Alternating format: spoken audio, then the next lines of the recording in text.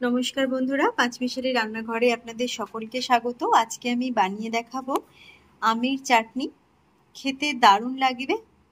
রেসিপিটা বানিয়ে নেওয়া খুব সোজা। দেখে ভালো লাগলে অবশ্যই লাইক শেয়ার করবেন আর কমেন্ট করে জানাতে ভুলবেন না আপনাদের কেমন লাগলো। আর অবশ্যই চ্যানেলটিকে সাবস্ক্রাইব করে পাশে থাকা বেল আইকনটি ক্লিক করে নেবেন নতুন নতুন রান্নার আপডেট সবার আগে পাওয়ার জন্য। এখন আমি বানিয়ে দেখাচ্ছি আমের চাটনি। আজকে বানিয়ে দেখাবো আমের চাটনি। তার জন্য এখানে আমি নিয়ে নিয়েছি দুটো বড় সাইজের আম। আমি এরকমভাবে খোসা শুদ্ধ আমি আমটা কেটেছি লম্বা লম্বা করে। নিয়েছি 200 গ্রাম চিনি, নিয়েছি ভাজা মশলা 1 চামচ, ধনে আর জিরে শুকনো খোলায় ভেজে গুঁড়ো করে নিয়েছি, হলুদ গুঁড়ো নিয়েছি 1 টিস্পুন, নুন স্বাদ মতো, এখানে 1 টেবিল চামচ সর্ষের তেল নিয়ে নিয়েছি, আর নিয়েছি সর্ষে আর শুকনো লঙ্কা।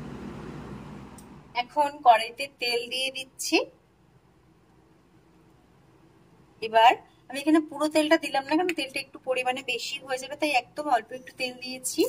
মাপ করে নেওয়ার জন্য 1 চামচ নিয়েছিলাম। এখন এখানে সর্ষে আর শুকনো লঙ্কাটা দিয়ে একটু ভালো করে ফোড়নটাকে ভেজে নিচ্ছি। এখন ফোড়নটা খুব ভালোভাবে ভেজে নিয়েছি। এবার আমগুলো দিয়ে দিচ্ছি।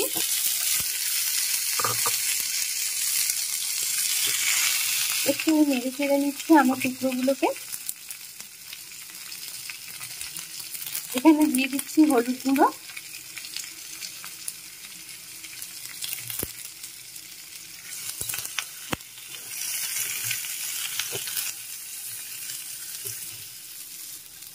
এখন একটু ভালো করে নেড়ে চেড়ে ভেজে নিয়েছি হলুদ গুঁড়োটা দিয়ে। এখন দিয়ে দিচ্ছি জল।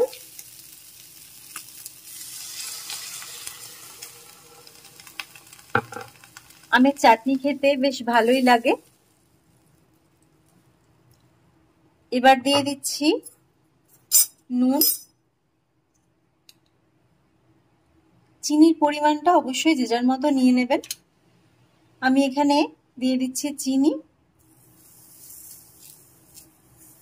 পুরো চিনিটাই আমি দিয়ে দিলাম। এবার ফুটতে দিতে হবে।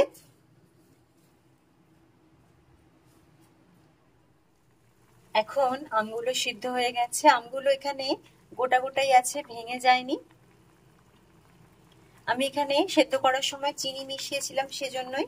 যদি এমনি সেদ্ধ করা হতো তাহলে আমগুলো গলে যেত, তাই চিনি দিয়েই ফুটতে দিয়েছি যাতে আমগুলো গোটা গোটা থাকে। এখন ওপর থেকে যে ভাজা মশলাটা বানিয়েছিলাম দিয়ে দিলাম। এবার আরো একটু নেড়ে চেড়ে নিচ্ছি। একদম রেডি হয়ে গেছে আমের চাটনি। এখন একদম রেডি হয়ে গেছে আমের চাটনি। আপনারাও রেসিপিটা ট্রাই করতে পারেন। এখন আমের সিজন, খেতেও খুব ভালো লাগে।